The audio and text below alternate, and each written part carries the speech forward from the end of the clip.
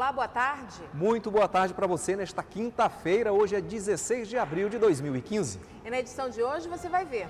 Moradores e trabalhadores do bairro João Paulo sofrem com o crescimento da insegurança. Os destaques da sessão plenária de ontem. Deputados cobram FUNAI sobre a situação dos índios guajajaras e destacam avanços no setor pesqueiro do Maranhão. E o advogado Rafael Silva fala sobre o lançamento do relatório Conflitos no Campo Brasil 2014. E mais, Prefeitura promove Semana do Livro Infantil. Tudo isso agora no portal da Assembleia, segunda edição, que já está no ar.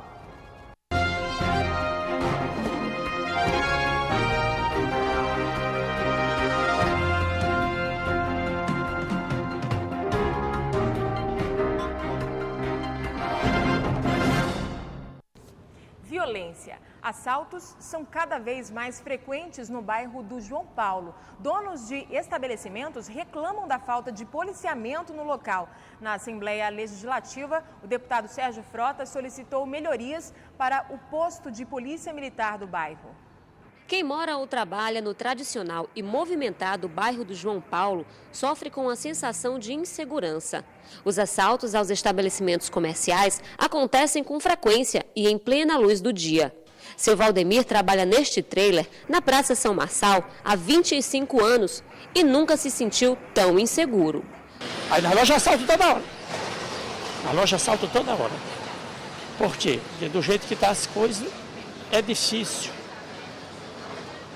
a situação da gente que está exposto trabalhando. Seu Antônio também trabalha no bairro e já perdeu as contas de quantos assaltos já presenciou. Constantemente a gente vê assalto. Nós nunca fomos assaltados aqui, mas constantemente, inclusive as lojas, a gente observa planos do dia, tá ouvindo? E essa semana mesmo teve assalto aqui na loja e a gente é inseguro. A violência e a criminalidade levaram os moradores a pedir reforço policial para a região, mas até agora nada. A demanda foi parar na Assembleia Legislativa, onde o deputado Sérgio Frota apresentou indicação solicitando ao governo do estado, em caráter de urgência, a melhoria na infraestrutura do posto da Polícia Militar, nas proximidades do calçadão do João Paulo. A indicação do deputado Sérgio Frota também solicita reforço da Polícia Militar na Vila Bacanga, o que vai permitir ações de policiamento no Anjo da Guarda e na Vila Embratel, bairros que sofrem com altos índices de criminalidade. A questão da violência é seríssima lá, então nós estamos sugerindo isso, eu acho que no caráter de urgência. Nós sabemos que violência é hoje uma das políticas públicas mais carentes no Brasil, e nós estamos tendo cenas diárias de assalto, de crimes, inclusive com assassinato na área do João Paulo. Então, eu acho que seria bom que o secretário de Segurança, desse uma olhada com um olhar mais carinhoso e sensível para essas duas localidades que são fundamentais para a população de São Luís. O tenente-coronel Baima, responsável pelo policiamento no João Paulo, reconhece que a unidade da PM que funciona no bairro necessita de melhorias. O posto, ele é pequeno, ele tem uma estrutura que requer uma certa qualidade no seu ambiente de trabalho, até porque para poder proporcionar uma qualidade na prestação do serviço. E ontem a Secretaria de Estado da Justiça e Administração Penitenciária, SEJAP, instalou uma central de identificação biométrica no Complexo Penitenciário de Pedrinhas. A instalação seguiu diretriz do governador Flávio Dino para humanizar a execução penal no estado. O sistema permite checar com segurança a identidade e dados pessoais dos detentos, evitando duplicidade, falsidade ou adulteração de documentos e informações. A situação dos índios guajajaras no interior do Maranhão e o processo de privatização do sistema de abastecimento de água em municípios do interior do estado foram dois dos destaques na sessão plenária de ontem. O pequeno expediente foi aberto com o deputado Raimundo Cotrim, que tratou de assuntos relacionados à segurança pública no estado. Em seguida, o deputado Wellington do Curso anunciou o envio de requerimento à FUNAI solicitando explicações sobre a situação dos índios guajajaras em Bom Jardim. Ontem tentei falar com o superintendente da FUNAI, não obtive resultado, obtive resposta. Hoje, através dos noticiários, ficamos sabendo que as reféns já foram liberadas, mas nós continuamos com o encaminhamento, com esse requerimento, solicitando esclarecimentos da FUNAI e esclarecimentos com relação ao tratamento e a saúde dos índios da aldeia Massaranduba, os índios Guajajaras de Bom Jardim. O deputado Edson Araújo destacou avanço no setor pesqueiro com a implantação da Secretaria Estadual da Pesca. Já o deputado Roberto Costa tratou da privatização do sistema de abastecimento d'água em alguns municípios do estado. O deputado Souza Neto fez críticas ao governo por ter feito contratações com dispensa de licitação. O deputado Edilásio Júnior também fez críticas ao Executivo Estadual sobre contratos no Detran. Comissão de Licitação Central do Estado do Maranhão não conseguiu saber se era, presidente Humberto, se a contratação era de 60 ou de 90 dias, deputado Otelino Neto.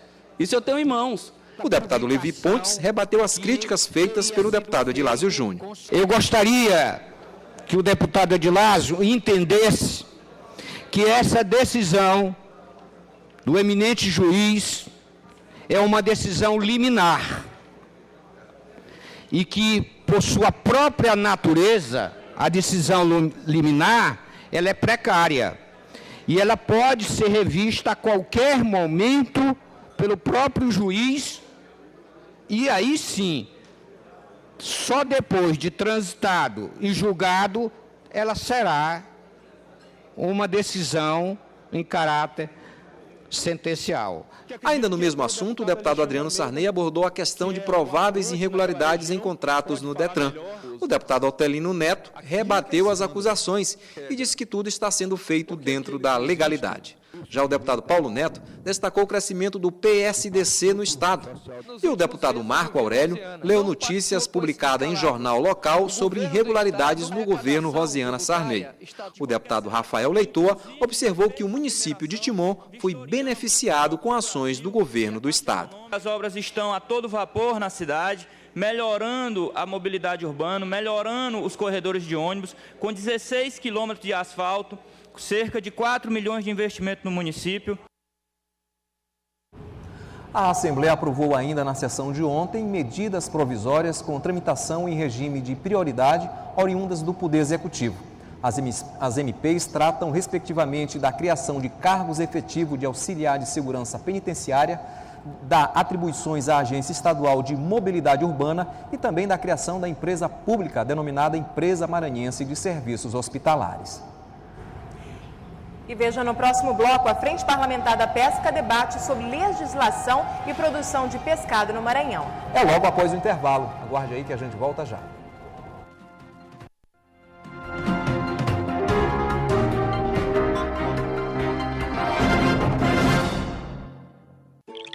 Existem muitas causas para uma grande crise. Isso vale para esta crise que estamos vivendo com a falta da água. A seca, intensificada pelo aquecimento global, causado principalmente pela queima de combustíveis e pelo desmatamento. O agronegócio, que consome 70% da água com métodos inadequados de irrigação e desperdício de alimentos da produção até o consumo. A estrutura de distribuição, onde um enorme volume de água vaza nas tubulações que a transportam até seu uso final. As indústrias, pelo uso de grande quantidade de água para produzir tudo aquilo que consumimos. O desmatamento causado pela venda ilegal de madeira e para abrir espaço para a produção de carne e agricultura.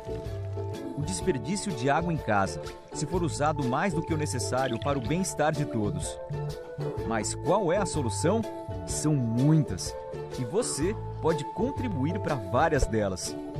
Porque você não é só o que faz na sua casa, você é também o que escolhe fazer e consumir durante sua vida em todas as suas atividades, não importa onde esteja. A TV Assembleia abraça esta causa. Parece não ouvir quando você fala meu nome. Se não gosto de colo. Se estou demorando para começar a falar e pareço desconectada do mundo, pode ser que eu seja autista. É melhor contar para o médico. Quanto mais cedo eu começar a fazer terapia, melhor será para minha qualidade de vida. A TV Assembleia abraça esta causa. Manchas incomodam. Mas existem manchas muito mais importantes para você se preocupar. como as da hanseníase. Elas aparecem na pele e podem ser avermelhadas, amarronzadas ou esbranquiçadas, e insensíveis ao toque e ao calor. Se achar algum desses sinais, procure uma unidade de saúde do SUS. O tratamento é de graça. A hanseníase tem cura. Hanseníase.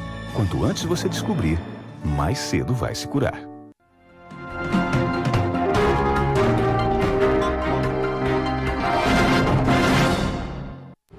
A Frente Parlamentar da Pesca promoveu reunião com o objetivo de realizar alterações na legislação ambiental e contribuir com o desenvolvimento do setor pesqueiro maranhense. O secretário de Estado da Pesca também participou dos debates. O objetivo da reunião é realizar alterações na legislação para facilitar a vida dos piscicultores maranhenses. Segundo o presidente da Frente Parlamentar da Pesca e Aquicultura, deputado Júnior Verde, a legislação ambiental não pode ser um empecilho para o exercício da atividade. Nós estamos tirando esse empecilho e assim permitindo que o Maranhão receba ainda mais recursos oriundos do Plano Safra e da questão dos recursos destinados às linhas do Pronaf, que vão facilitar realmente e ampliar o sistema econômico do Estado no setor produtivo da piscicultura no Estado. Na abertura dos trabalhos, os integrantes da frente, deputados Zé Inácio, Cabo Campos, Júnior Verde e Souza Neto, assinaram uma indicação de autoria do deputado presidente, solicitando ao governo do estado a pavimentação da estrada que liga a sede do município de Matinha ao povoado de Itães, onde funciona uma associação de pescadores, referência em produção de pescado, movimentando cerca de 7 milhões por ano. O vice-presidente da frente, deputado Souza Neto, destacou que as discussões são necessárias para contribuir com o crescimento econômico através do setor da pesca. Quem ganha são os pescadores, quem ganha a população para melhor qualidade de vida, e que eu acho que essa reunião foi muito produtiva e a próxima será melhor ainda. Temos certeza que essa frente parlamentar de pesca e aquicultura vem muito engrandecer, principalmente para o pescado, para o pescador e para a qualidade de vida do nosso povo, que é o do povo maranhense. O secretário de Estado da Pesca, Luiz Moraes, avaliou como positiva a reunião e ressaltou que os municípios com o menor índice de desenvolvimento humano, o IDH, devem ser prioridade. Muito positivo para o desenvolvimento do nosso estado, já que o nosso governador está empenhado em fomentar a pesca no nosso estado. Foi muito positivo porque aqui nós discutimos com a Secretaria de Meio Ambiente os entraves que existem para que se possa ter as licenças, para que se possa ter o financiamento bancário para desenvolver a aquicultura. Participaram também da reunião profissionais e técnicos do governo federal, o EMA, IBAMA, Serviço de Apoio ao Microempreendedor, o SEBRAE, e a Secretaria de Estado da Pesca, representada pelo Superintendente de Licenças Ambientais. Uma reunião muito produtiva, devido às várias sugestões, tanto do setor produtivo, quanto da própria comissão e nos demais envolvidos aqui, seja para a parte de licenciamento ambiental ou mesmo outorga de uso da água. 4 comissões da Assembleia se reuniram ontem para deliberações. A Comissão de Segurança instalou uma frente parlamentar e a Comissão de Orçamento recebeu mensagem do Governo do Estado, criando mais vagas na rede estadual de ensino. A quarta-feira foi bastante movimentada na sala das comissões. Logo cedo, na reunião da Comissão de Segurança, foi instalada a Frente Parlamentar em Defesa da Segurança Pública e Privada no Maranhão. A presidência da frente será do deputado Júnior Verde. Vamos fazer essas avaliações, vamos buscar realmente essa condução de esforço no sentido que possamos estar qualificando os profissionais e essas indicações que nós vamos estar fazendo. Os relatórios vão servir para análise, para encaminharmos ao governo a nossa preocupação, mas também apontando, acima de tudo, condições que possam servir de base nesse alicerce desse processo de segurança. Então, é preciso, sim, discutir essas questões, encaminhá-las e nós vamos fazer através da frente com relatórios pertinentes, as causas que chegarem a esta comissão, chegarem a esta frente parlamentar. Na Comissão de Orçamento, o destaque foi para a mensagem do Poder Executivo encaminhada à Assembleia Legislativa, criando vagas na rede estadual de ensino. O deputado Antônio Pereira participou da reunião e deu detalhes. O atual governo Flávio Dino pensa em criar 6.000 vagas e 3.000 vagas ainda por uma mensagem do governo anterior. Foi admitida nesta casa pela Comissão de Constituição e Justiça e hoje, tematicamente, nós decidimos pela aprovação da Comissão de Orçamento a criação de 3.000 vagas. Uma vez criadas essas 3.000 vagas, o governo vai a plenário, uma vez aprovado no plenário, o governo poderá abrir concurso para o preenchimento dessas 3.000 vagas de professores. A Comissão de Administração também se reuniu nesta quarta-feira e aprovou um projeto de autoria da deputada Nina Mello, que trata de amplo apoio às mulheres vítimas de violência. Os trabalhos foram coordenados pelo deputado Fernando Furtado, vice-presidente da comissão, que contou ainda com a participação da deputada Andréa Murá. Outra comissão que se reuniu foi a de Educação. Por falta de quórum para deliberar, a reunião ocorreu apenas para receber denúncia de descaso a estudantes com deficiência em uma escola da rede estadual.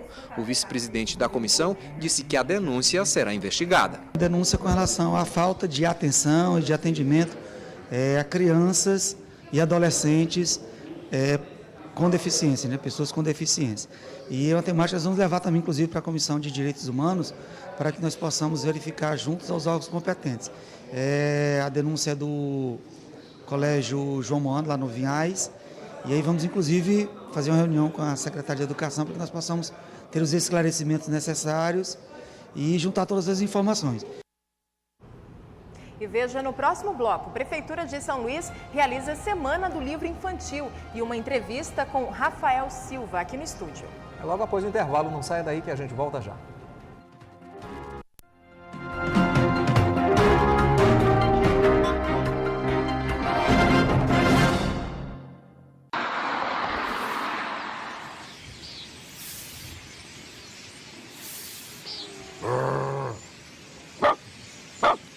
Sai daqui, cachorro! Maltratar animais é cruel e covarde, além de ser crime. Denuncie! Ligue para a Polícia Militar no 190 ou procure a Promotoria de Justiça de Defesa do Meio Ambiente da sua cidade. A TV Assembleia abraça esta causa. Pode respirar fundo. Agora os ambientes coletivos vão ficar 100% livres de fumaça. A lei antifumo proíbe os fumódromos e o fumo em locais parcialmente fechados por parede, teto ou toldo, como bares, restaurantes e lanchonetes, áreas comuns e condomínios, hotéis e pousadas, escolas e universidades. Tenha uma vida saudável sem o cigarro e os produtos derivados do tabaco. Nossas ruas andam cheias. Carros, motos, obras, congestionamentos. Só tem uma coisa faltando nisso tudo: gentileza. Por isso, nosso desafio é encher as ruas de gentileza. No sinal, no congestionamento, nas faixas, estacionamentos, estradas e rodovias. Gentileza por toda parte. Vamos incentivar assim a educação e o respeito entre as pessoas no trânsito. Experimente você também distribuir gentileza e receba em troca um trânsito melhor. A TV Assembleia abraça esta causa. O governo federal está lançando o Plano Agrícola e Pecuário 2014-2015. São mais de 156 bilhões em créditos para o agronegócio brasileiro. De um lado é mais investimento em tecnologia e inovação. Do outro, mais desenvolvimento para o setor. De um lado é o Brasil investindo em mais competitividade e sustentabilidade, para que do outro o agronegócio produza ainda mais oportunidades para o país continuar crescendo. Ministério da Agricultura, Pecuária e Abastecimento. Governo Federal.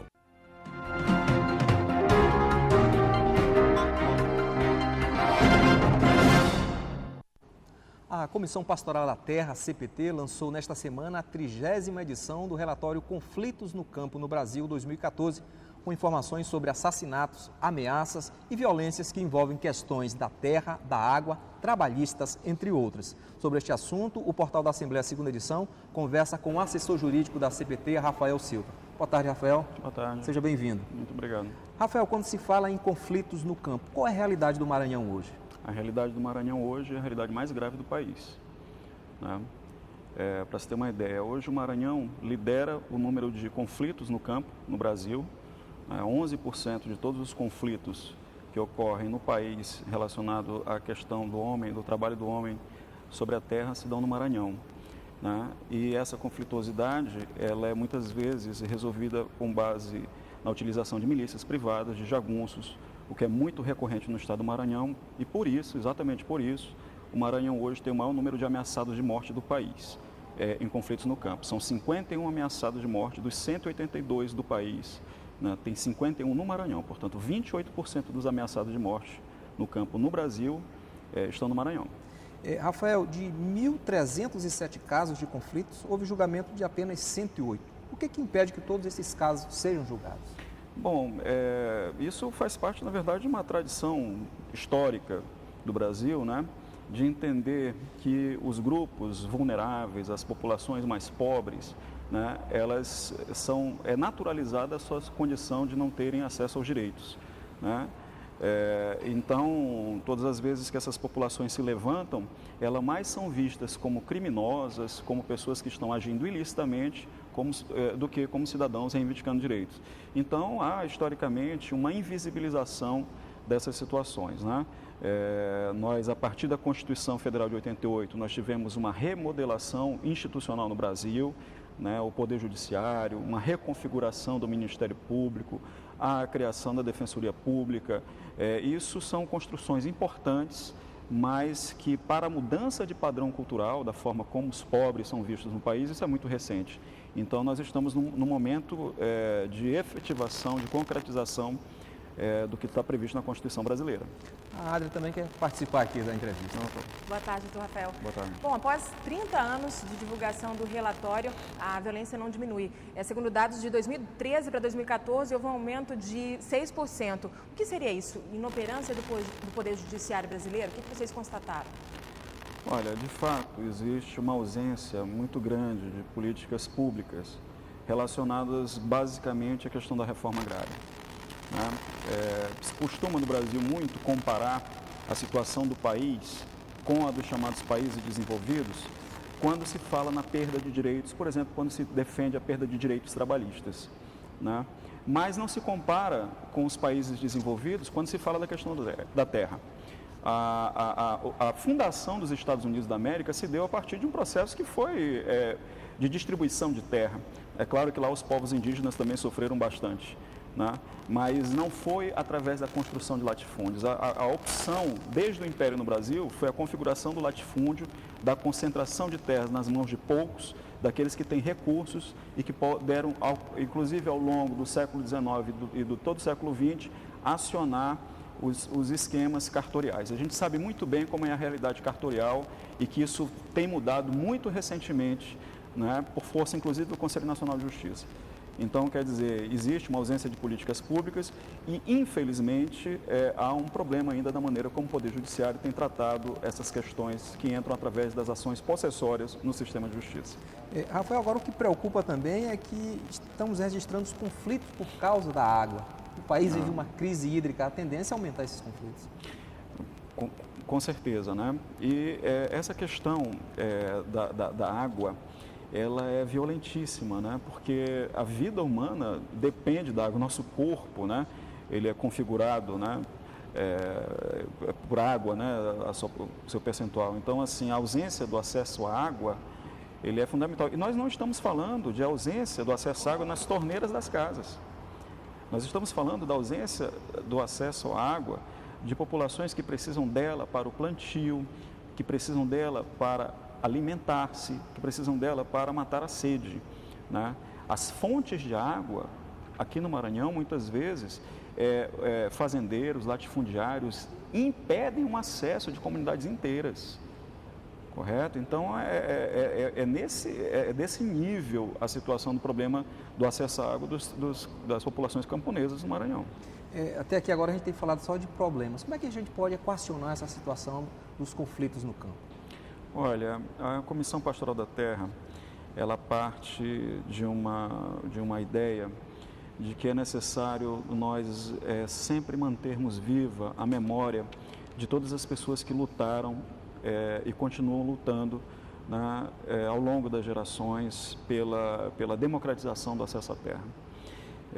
É necessário também manter um espírito de rebeldia, né, porque nós não podemos nos conformar com as coisas como elas estão, se essa forma de configuração é uma forma tão injusta, desigual e brutal, né?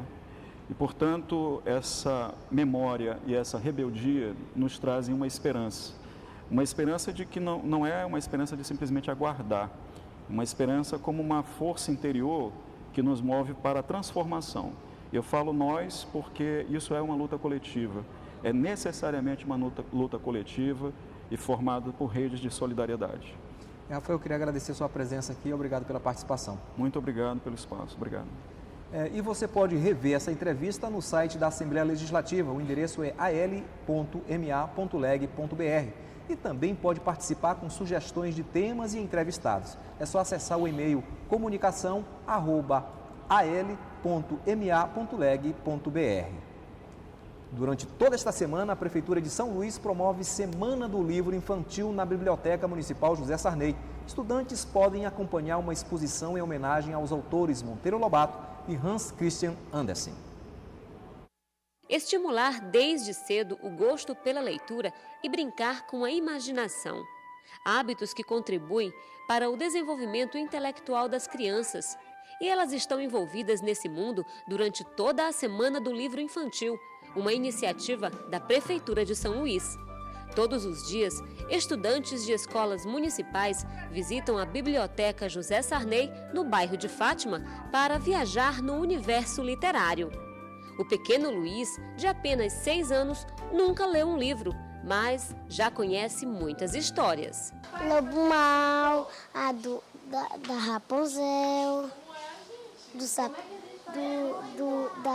da barata. A barata diz que tem um anel de formatura, é mentira da barata. O sapato é da mãe dela, o sapato é da mãe dela. Vitor já demonstra o gosto pela leitura, pelos muitos livros que já leu. Os Três Porquinhos, Os Três Mosqueteiros, Rapunzel, Sítio do Pica-Pau Amarelo. O bate-papo com a escritora maranhense Cléo Rolim, autora do conto O Gato que Queria Ser Sapo, foi um momento mágico de interação. O livro, ele traz a inclusão, porque ele conta a história de um gatinho que é rejeitado pelo avô e aí ele sai pelo mundo procurando sua identidade. Ele trabalha os valores como amor, respeito, tolerância. É um livro que diverte, que encanta e que ensina. No espaço da biblioteca, uma exposição em homenagem aos 2 maiores autores de livros infantis do mundo. O dinamarquês Hans Christian Andersen deixou obras consagradas como O Patinho Feio e A Pequena Sereia. E o brasileiro Monteiro Lobato, criador dos personagens do Sítio do Pica-Pau Amarelo, foi o primeiro a perceber a necessidade de inserir elementos da cultura nacional nas histórias infantis. A programação inclui dinâmicas de leitura, sorteios de livro, oficinas e mediações.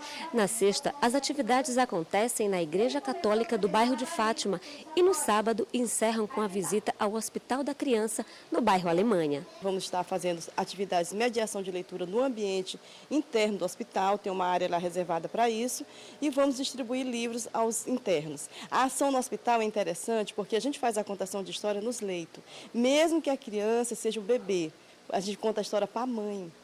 A mãe assiste, ouve a nossa história, a gente dá o livro para ela, porque ela pode ir em casa depois estar contando para os outros filhos. Então é uma ação bem humana que a gente tenta fazer na biblioteca, voltada para as práticas de leitura.